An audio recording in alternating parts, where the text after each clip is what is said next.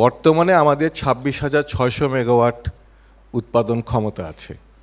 তার 600 মেগাওয়াট আসছে renewable energy, solar, এবং তার মধ্যে 60 মেগাওয়াট বায়ুবিদ্যুৎ আছে। বাকি 26,000 মেগাওয়াট হচ্ছে জীবাশ্ম জ্বালানি থেকে। এর সামনে যে প্রকল্পগুলো আছে পারমাণবিক প্রকল্প সহ 2030 সাল নাগাদ আমাদের সব ক্ষমতা মোটামুটি 30,000 মেগাওয়াটের কাছাকাছি চলে যাবে। এর হয়তো 1,000 মেগাওয়াট সোলার থেকে আসবে, বাকি 29,000 মেগাওয়াটই জীবাশ্ম জ্বালানি থেকে। 7,000 মেগাওয়াটের যে কয়লা ভিত্তিক প্রকল্পগুলো আছে এগুলো চুক্তির মেয়াদ 25 বছর। তার মানে আগামী 25 বছর আমাদেরকে এগুলো টানতে হবে। বন্ধ করতে চাচ্ছেন, বন্ধ করার তরিকা আছে। এক একটা প্রকল্প বন্ধ করতে গেলে 8 থেকে 10-12 বিলিয়ন ডলার পেনাল্টি দিতে হবে চুক্তি। গ্যাস ভিত্তিক যে বিদ্যুৎ কেন্দ্রগুলো আছে সেগুলো বেশিরভাগই কম্বাইন্ড সাইকেল পাওয়ার প্ল্যান্ট, যেগুলো বেজ লোড হিসাবে আমরা বলি চলবে, সেগুলোর চুক্তির মেয়াদ 22 বছর। এটা বাংলাদেশের জন্য নতুন কিছু নয়। এইগুলো প্রকল্প বা এই ধরনের জ্বালানি বিদ্যুৎ উৎপাদন কেন্দ্রের চুক্তির ধরনই এরকম, যেমন আমাদের নিউক্লিয়ারের আয়ু ধরা হচ্ছে 40 বছর। 40 বছর নাগাদ চলবে নিউক্লিয়ার পাওয়ার প্ল্যান্ট।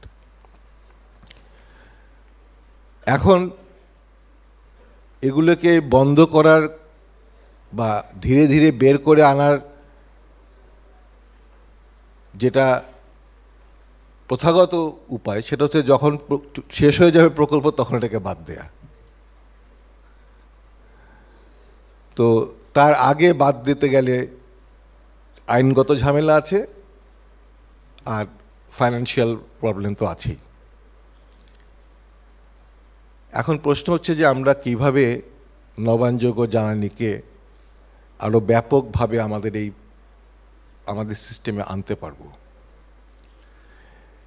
এই মুহূর্তে দিনের বেলায় বাংলাদেশের বিদ্যুতের পরিস্থিতিগুলো আরেকটা জিনিস যেটা বুঝতে হবে, এই মুহূর্তে আমাদের যে বেজ লোড অর্থাৎ সার্বক্ষণিক চলছে যেই বিদ্যুৎ যেই পরিমাণ, সেটা মাত্র 7,000 মেগাওয়াট। শীতকালে 4 মাসের মতো 7,000 মেগাওয়াটের আমাদের চাহিদা থাকে।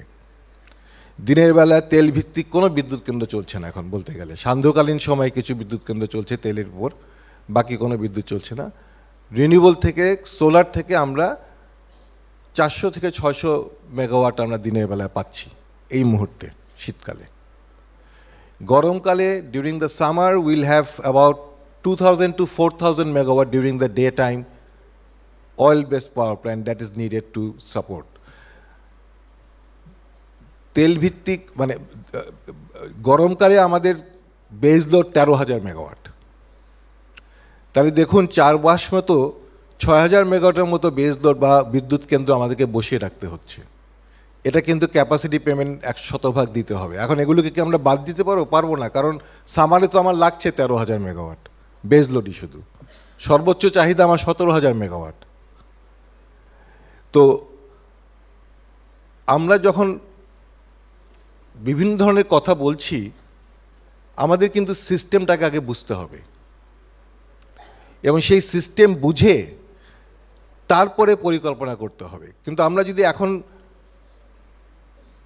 সিস্টেমকে বাইরে রেখে, কারণ আমরা যদি আমাদের অতীতের 53 বছরের ইতিহাস দেখি, এই সেক্টরটা একটা স্টপ গ্যাপ সলিউশনের উপরে চলেছে।